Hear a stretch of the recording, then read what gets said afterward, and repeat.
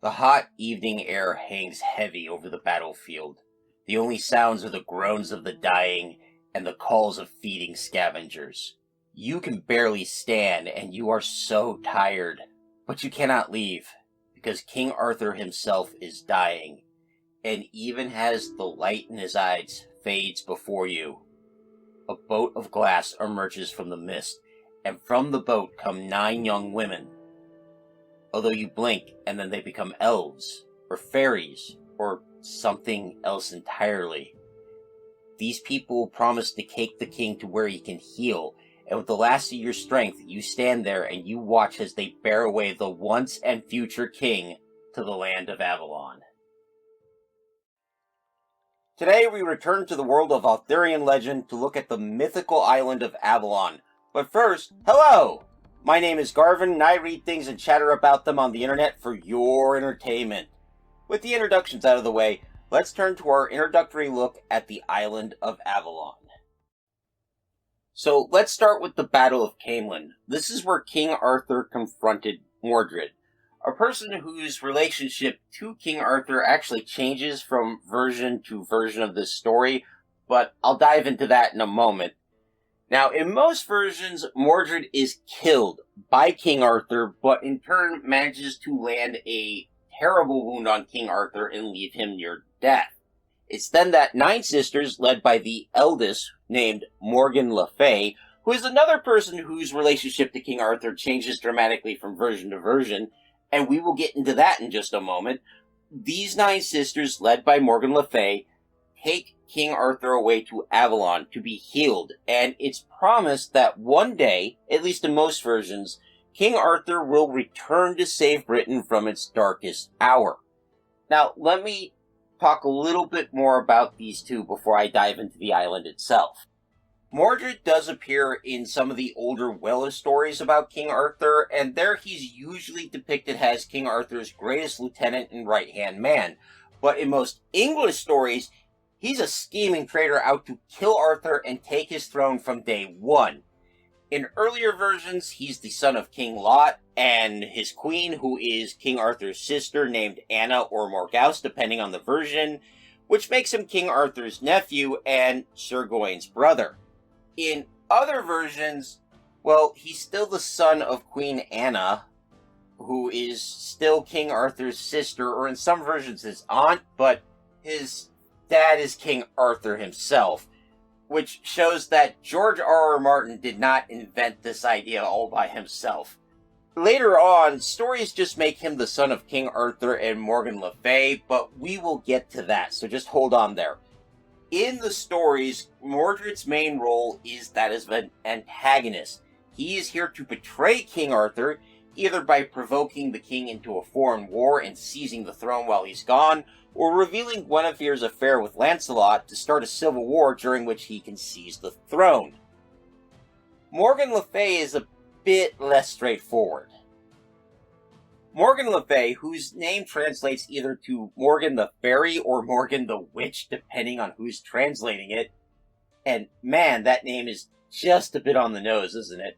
Anyways, Morgan is originally the leader of a group of 9 sisters, who were sorceresses, or elves, or fairies, or, at least according to one source, Celtic goddesses. No matter what they are, Morgan and her sisters are rulers of the island of Avalon, and she is always portrayed as a great healer and a worker of magic.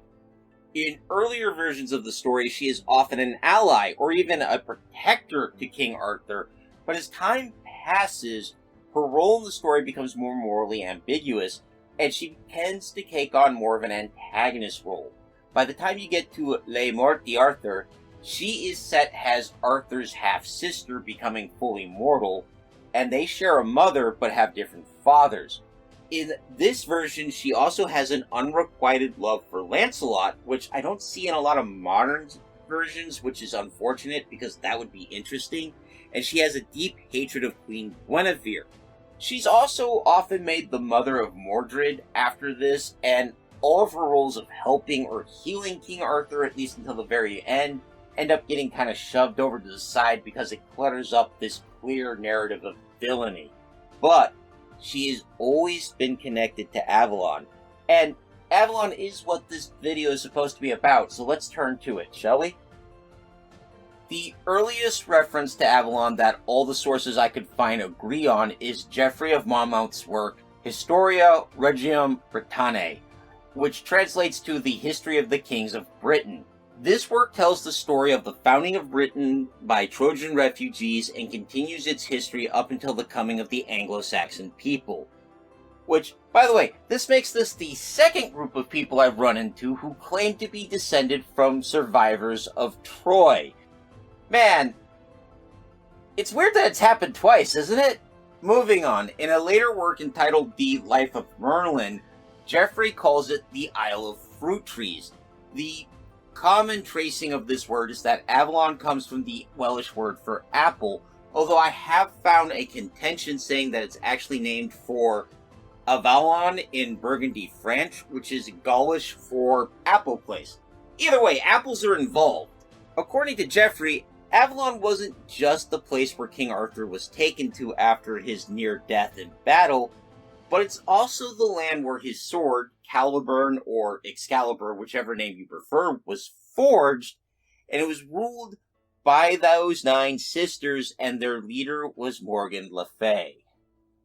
This description would be added to by later writers. Layamon's work, The Chronicle of Britain, added the idea that King Arthur would be healed by magical waters that were only found in Avalon. Meanwhile, another writer, Isidore of Seville, would describe the island as, I'm just going to quote this directly. The Isle of Fruit Trees, which men call the Fortunate Isle, gets its name from the fact that it produces all things of itself. The fields there have no need of the plows of farmers, and all cultivation is lacking except what nature provides. Of its own accord it produces grain and grapes, and apple trees grow in its woods from close-clipped grass. The ground of its own accord produces everything instead of merely grass, and the people live there 100 years or more. There, 9 sisters rule by a pleasing set of laws to those who come to them from our country. It's kind of wild how many of the islands and lost lands that we've covered have food that produces itself, and long life, if not outright immortality for their inhabitants, isn't it? As we move forward, different medieval versions would have Arthur actually be dead, but increasingly, Arthur is healed and often waiting alive in Avalon, and at times he is the ruler of a new kingdom of fairies and spirits with magical powers and abilities of his own. In these stories, Avalon is often, but not always, an island, sometimes out to sea or in the middle of a magical lake, but it is often someplace set aside from the normal world.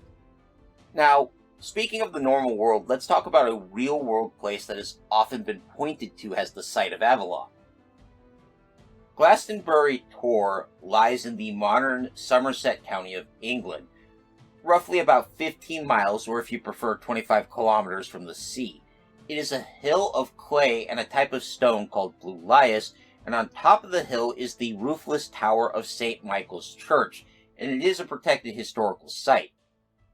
Now, today it is surrounded on 3 sides by the River Brue, but that 4th side in medieval times was a set of dense wetlands, and the place was often considered an island more than anything else. In the 1100s, there was an abbey there, and in 1190 AD, a group of monks declared they had found the grave of King Arthur. 3 bodies were said to have been found. One was claimed to be Arthur himself, another was Mordred, and the last was Queen Guinevere. Now, this may have been a stunt to raise funds for rebuilding the abbey, which suffered from a fire in 1184, because this turned the abbey into a pilgrimage site, with people coming to see the final resting place of King Arthur. The bodies were reburied in 1278 under the direction of King Edward I, with a firm declaration that this was proof that King Arthur was never coming back.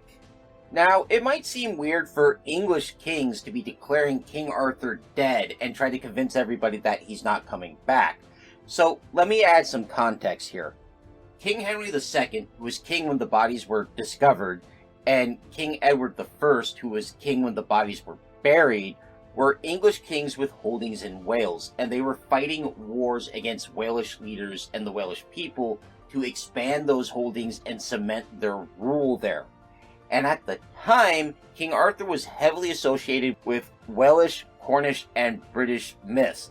And some of them used the idea of King Arthur's return as a focal point to build resistance around, sort of a rallying call, if you will, against the expansion of the English monarchy. So these two kings were trying to defang that narrative, if you will, by declaring, look, King Arthur's dead, I have his body, I just buried it, he ain't coming back. And as you can guess, since you're listening to this video, that didn't really work. Even the English didn't really accept that King Arthur was dead, and they would continue to invest in the idea that King Arthur was in Avalon, in some cases was alive and awake and growing in power, and he would return when they needed him most. By the way, the book, the Mabinogion, is a Welsh book with a bunch of King Arthur's stories in it, and they're really wild.